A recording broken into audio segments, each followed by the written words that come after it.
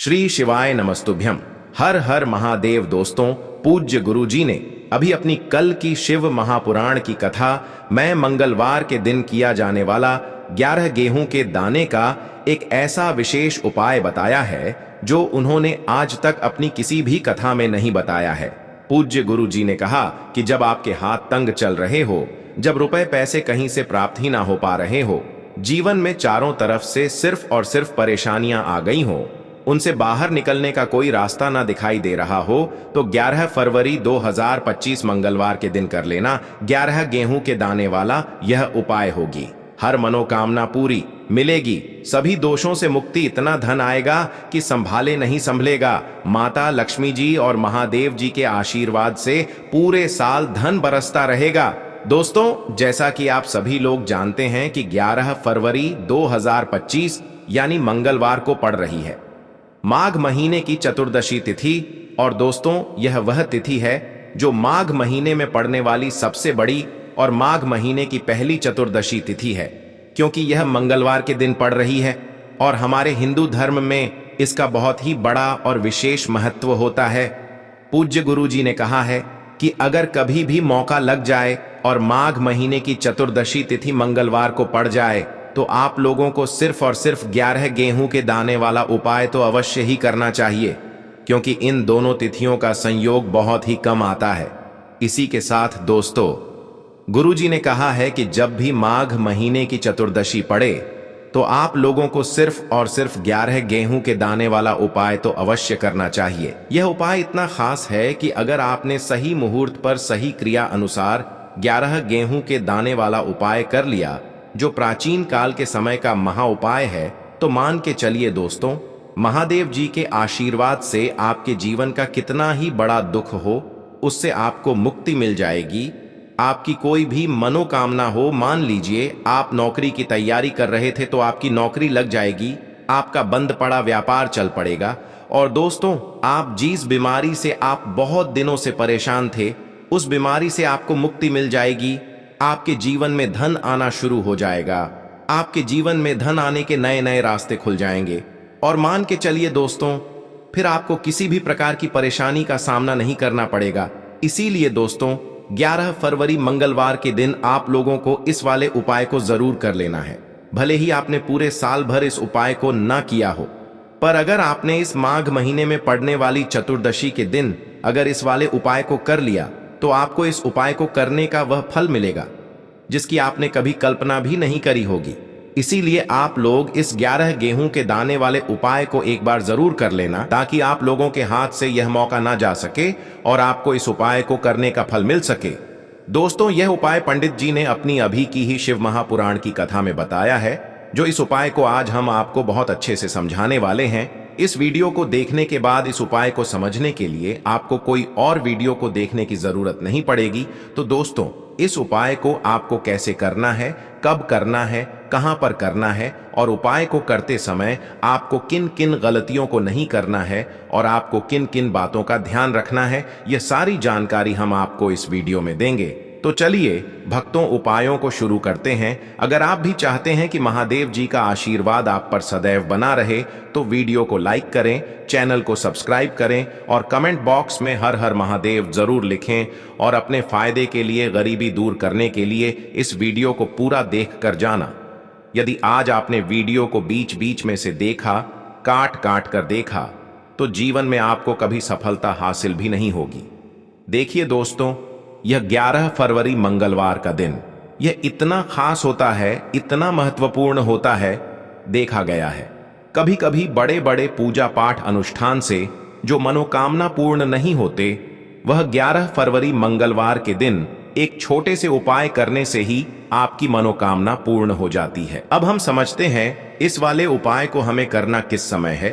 11 गेहूं के दाने वाले उपाय को हमें माघ महीने के मंगलवार के दिन करना किस समय है। तो देखिए, इस उपाय को करने का जो समय है वह सुबह का समय है और शाम का समय भी है। अब देखिए, यहां पर हम मुख्य रूप से सुबह का समय नहीं बोलेंगे, क्योंकि 11 फरवरी मंगलवार का दिन है और इस दिन प्रदोष काल के समय का बहुत महत्व होता है।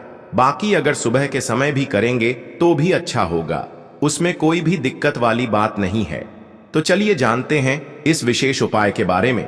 लेकिन उससे पहले एक प्रार्थना, अगर आप इस चैनल पर नए हैं तो आप इस वीडियो को लाइक करें, चैनल को सब्सक्राइब करें और कमेंट बॉक्स में आप अपनी राशि या अपना नाम जरूर डाल दें, क्योंकि हम राशि से जुड़ा भाग्य भी बताते हैं और भाग्य में चल रही परेशानियों को दूर करने के लिए वह आसान से आसान उपाय भी बताते हैं। तो चलिए अब हम अपने सबसे पहले उपाय की बात कर लेते हैं। देखो, गुरुजी ने कहा है कि अगर मंगलवार के दिन चतुर्दशी तिथि पड़ जाए तो इस दिन आपको 11 गेहूं के दाने वाला उपाय तो अवश्य ही करना चाहिए। देखो, यह उपाय यदि आपके जीवन में कर्जा बहुत अधिक है, आपके जीवन में संकट बहुत अधिक रहते हैं, आपके ऊपर बहुत अधिक विपदा आ रही है, बार बार आपको अपने व्यापार में और अपने धन में हानि देखने को मिल रही है, यानी कि आपको प्रत्येक कार्य में हानि हो रही है, तो आपको यह उपाय करना चाहिए।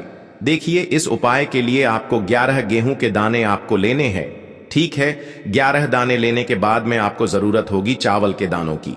11 चावल के दाने और 11 गेहूं के दाने, और चावल के दाने खंडित नहीं होने चाहिए। अब आप कहोगे, भैया गेहूं कहां से लेने हैं? देखो, आपको किसी भी किराना स्टोर पे गेहूं के दाने मिल जाएंगे, जाके ले लेना, ठीक है ना। 11 गेहूं 11 चावल के दाने लेने हैं। साथ ही साथ आपको एक तांबे का लोटा लेना है और उस तांबे के लोटे में आपको जल भरना है। जल आपका खुद के घर का होना चाहिए, मंदिर का नहीं होगा। अब आप ये सब सामग्री लेकर पहुंच जाओगे महादेव के शिवलिंग के पास में शाम के टाइम पे प्रदोष काल में। देखो, जब आप ये उपाय कर रहे हो तो अपना फेस रखना उत्तर दिशा, नॉर्थ डायरेक्शन की तरफ। अब यहाँ पे जो मैं आपको क्रम बताने जा रहा हूं ना, उस मेरे क्रम को बहुत ध्यान से सुनिए। महादेव को अगर कोई सबसे प्रिय है ना, तो उनकी सबसे छोटी पुत्री, जिनका नाम है माता अशोक सुंदरी, जो आपके पास में चावल के 11 दाने हैं ना, उन चावल के 11 दानों को माता अशोक सुंदरी के स्थान पर आपको अपना नाम और गोत्र बोलते हुए समर्पित कर देने हैं, है ना। चावल के दानों को रखने के बाद में जो आपके पास में तांबे का लोटा है ना, उस तांबे के लोटे को कहीं पे भी हम जल नहीं चढ़ेंगे। सिर्फ और सिर्फ माता पार्वती का जो हस्त कमल आपको दिख रहा है, यहीं पे गोल गोल आपको समर्पित करना है, उसी जल को, और कहीं नहीं। ना तो माता अशोक सुंदरी के स्थान पर, ना तो शिवलिंग के ऊपर, सिर्फ आपको यहाँ पे गोल गोल जलाधारी पर आपको उस जल को समर्पित करना है। अब आपके पास में बचे हुए हैं 11 गेहूं के दाने और बचे हैं उन्हीं 11 गेहूं के दाने को आपको अपनी मनोकामना अपने विशेष कहते हुए महादेव के शिवलिंग के ऊपर, अगर आप मंगलवार के दिन प्रदोष काल में समर्पित कर देते हैं तो आपकी जो भी मनोकामनाएं होंगी, जो भी विश होंगी, महादेव पूरी जरूर करते हैं। अन्न को समर्पण करने से, उस खासकर गेहूं को समर्पण करने से हमारी इच्छाएं पूरी होती हैं। और अगर वो दिन मंगलवार का दिन हो, तब तो इससे सुंदर संयोग कुछ भी नहीं हो सकता। आपकी इच्छाओं को पूरा करने के लिए बहुत स्पेशल, बहुत प्यारा सा उपाय आप सभी को जरूर करना है। ध्यान में रखिएगा, यह उपाय प्रदोष काल में करना है। देखो, गुरुजी ने कहा है, भगवान शिव के शिवलिंग पर 33 कोटि देवी देवताओं का वास होता है। अगर हम शिवलिंग के सामने कुछ भी उपाय करते हैं तो हमारे सभी देवी देवता हमसे खुश हो जाते हैं। ये उपाय आपको अवश्य करना है। देखो, सुबह के टाइम नहीं कर सकते, ठीक है। अब बात करते हैं अगले उपाय की। देखिए, इस उपाय के लिए आपको मात्र 1 लौंग का जोड़ा लेना है, यानी कि 2 फूल वाली लौंग लेनी है। साथ में आपको मात्र थोड़ा सा शहद लेना होगा और इसी के साथ में आपको तांबे के पात्र के अंदर शुद्ध जल लेना होगा। अब देखिए, इन सभी सामग्रियों को लेकर के आपको भगवान शिव के मंदिर में पहुंच जाना है। देखें, ये उपाय आप सुबह से लेकर शाम तक कर सकते हैं।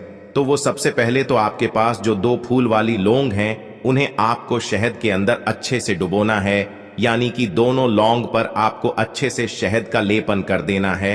अब आपको जो आपके पास एक लोटा जल है, सबसे पहले तो उसे शिवलिंग पर धीरे धीरे समर्पित करना है और श्री शिवाय नमस्तुभ्यम इस मंत्र का जाप करते हुए समर्पित कर देना है।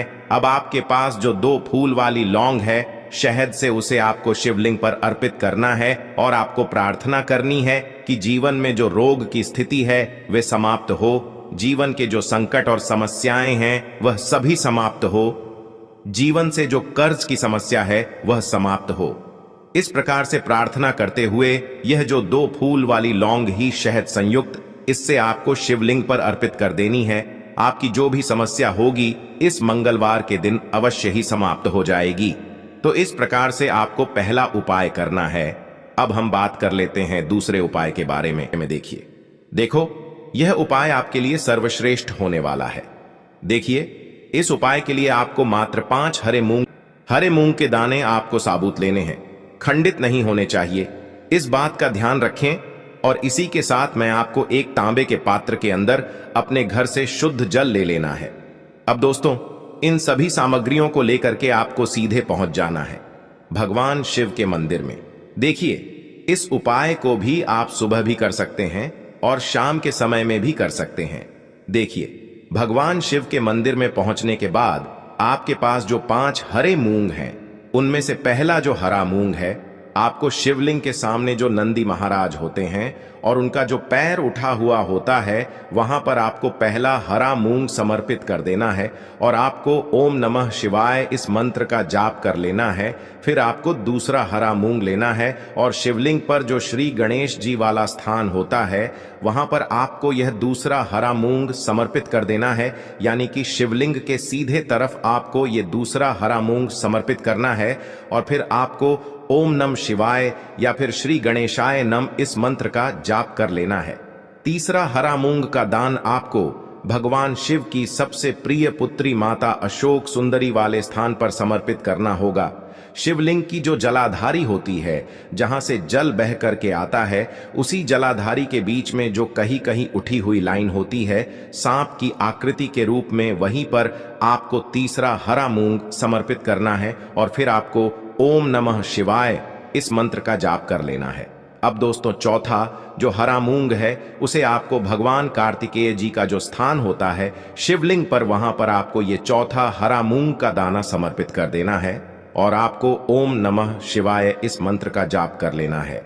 अब दोस्तों, आपके पास जो 5वां और अंतिम हरा मूंग बचा हुआ है, उससे आपको उससे जल के पात्र के अंदर डाल देना है और इस हरे मूंग से युक्त जल से आपको भगवान शिव के शिवलिंग का अभिषेक कर देना है। जल आपको बिल्कुल धीरे धीरे समर्पित करते जाना है और लगातार आपको शिव महापुराण के मूल मंत्र श्री शिवाय नमस्तुभ्यम इस मंत्र का जाप करते रहना है। फिर आपको शिवलिंग के सामने बैठकर, यदि आप अपने बच्चों के लिए ये उपाय कर रहे हैं, यदि आप अपने बच्चों की बुद्धि ज्ञान और विवेक के लिए उपाय कर रहे हैं, तो उसके लिए आपको प्रार्थना कर लेनी है। या फिर व्यापार में वृद्धि करने के लिए ये उपाय कर रहे हैं, तो उसकी कामना करते हुए आपको प्रार्थना कर लेनी है। या फिर अपनी नौकरी के लिए कर रहे हैं, या फिर अपने इंटरव्यू के लिए, या फिर धन की प्राप्ति के लिए कर रहे हैं, जिस भी कामना के लिए आप उपाय कर रहे हैं, उसे परिपूर्ण करने के लिए आपको महादेव से प्रार्थना कर लेनी है और फिर आपको वापस अपने घर आ जाना है। पूज्य गुरु जी ने कहा है कि जो भी व्यक्ति इस उपाय को कर लेता है, तो यकीन मानिए आपके जीवन की जो सारे संकट, कष्ट और बाधाएं ही वो सभी समाप्त होंगे। अब हम बात करते हैं अगले उपाय की। इस उपाय के लिए आपको एक दीपक लेना है। दीपक आप मिट्टी का भी ले सकते हैं और शुद्ध आटा मढ़कर उसका दीपक भी आप तैयार कर सकते हैं। दीपक के अंदर गोल बाती का प्रयोग करना है और दीपक के अंदर आपको शुद्ध घी का प्रयोग करना है। इसी के साथ में आपको मात्र एक फूल वाली लौंग लेनी होगी। अब यह एक दीपक और एक फूल वाली लौंग लेकर के सीधा आपको पहुंचना होगा बरगद के वृक्ष के वहां पर। देखिए, सबसे पहले तो आपके पास जो एक फूल वाली लौंग है, उससे आपको बरगद के वृक्ष की जड़ में समर्पित करना है। देखिए, अगर आपके जीवन में कोई भी बड़ा संकट आने वाला है, कोई भी बड़ा कष्ट आने वाला है, तो वह इस उपाय के माध्यम से दूर होने वाला है। महादेव की विशेष कृपा रहेगी कि जो भी संकट आपके जीवन में आने वाला होगा वह भी दूर हो जाएगा। तो आपको एक लौंग समर्पित करनी है बरगद के वृक्ष की जड़ में और वहीं पर आपको जो है गोल बाती वाला दीपक जो आप लेकर के गए हैं, उससे भी वहां पर प्रज्वलित कर देना है।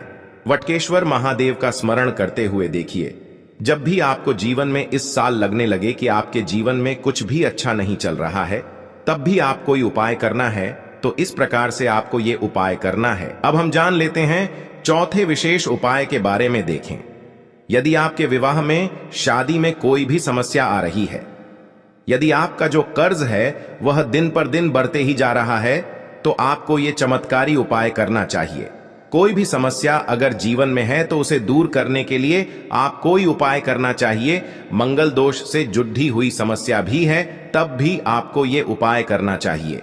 देखिए, इस उपाय के लिए आपको एक तांबे के पात्र के अंदर अपने घर से शुद्ध जल लेना है और इसी के साथ में आपको एक चुटकी लाल चंदन लेना होगा। अब आपको क्या करना है कि जो लाल चंदन आपने लिया है उसे आपको उससे जल के पात्र के अंदर डाल देना है और ये जल्द जो है आपको लाल चंदन से युक्त तैयार कर लेना है।